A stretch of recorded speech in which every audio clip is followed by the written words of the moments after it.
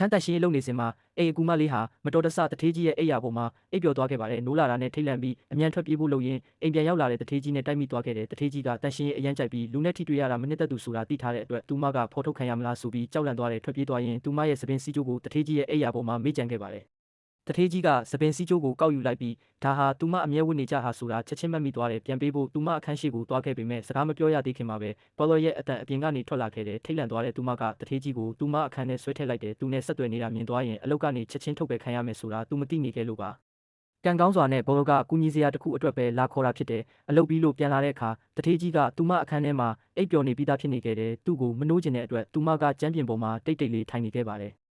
နောက်နေ့မှာတထေးကြီးကအေးရေးဝါးနဲ့နိုးလာပြီးလမ်းလျှောက်ထွက်ခဲ့တယ်။အလုတ်လုပ်နေတဲ့သူမကိုမြင်လိုက်ချိန်မှာမနေ့ညကသူနိုးလာတော့ကျမ်းပြင်ပေါ်မှာသူ့ဘေးနားအိပ်ပျော်နေတဲ့သူမကိုမြင်ခဲ့တာပြန်သတိရသွားတယ်။ရှက်ရွံ့မှုနည်းနည်းဖြတ်တန်းသွားပြီးသူမကိုညင်ညင်တတာပွေ့တင်လိုက်တယ်။အိတ်ငိုက်နေတဲ့သူမရဲ့မျက်နှာကိုကြည့်ရင်သူ့နှလုံးခုန်တန်အောင်မြန်လာခဲ့တယ်။အဲ့ဒီညမှာသူမအခန်းပြန်ဖို့လုပ်နေတော့တထေးကြီးနဲ့ထပ်တွေ့ခဲ့တယ်။တထေးကြီးကမနက်ကကြံခဲ့တဲ့သပင်စီးကျိုးကိုကင်ထားပြီးလာခဲ့တာပါ။သူမကထိတ်လန့်သွားပေမဲ့တထေးကြီးကအရင်ပြောခဲ့တယ်။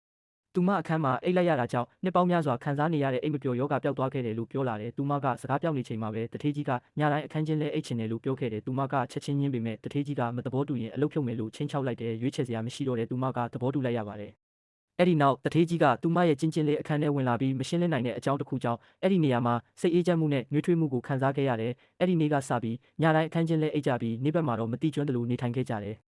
ဒါပေမဲ့သူတို့ရဲ့လှုပ်ဝက်ချက်ကိုအိမ်ကူတယောက်ကတွေ့သွားပြီးတထေးကြီးရဲ့မိခင်ကိုချက်ချင်းတိုင်ကြားလိုက်တယ်။ဒေါသထွက်သွားတဲ့တထေးကြီးမိခင်ကအိမ်ကူမလေးကိုချက်ချင်းအလုပ်ဖြုတ်လိုက်တယ်။တထေးကြီးအိမ်ပြန်ရောက်ပြီးဖြစ်သမျှသိလိုက်တဲ့အခါသူ့ assistant ကိုသူမဘယ်သွားလဲအမြန်စုံစမ်းခိုင်းခဲ့တယ်။သတင်းရတာနဲ့သူက fast food ဆိုင်တစ်ဆိုင်ကိုအလင်းမြန်သွားခဲ့တယ်။အဲ့ဒီမှာသူမရှိနေခဲ့ပါတယ်။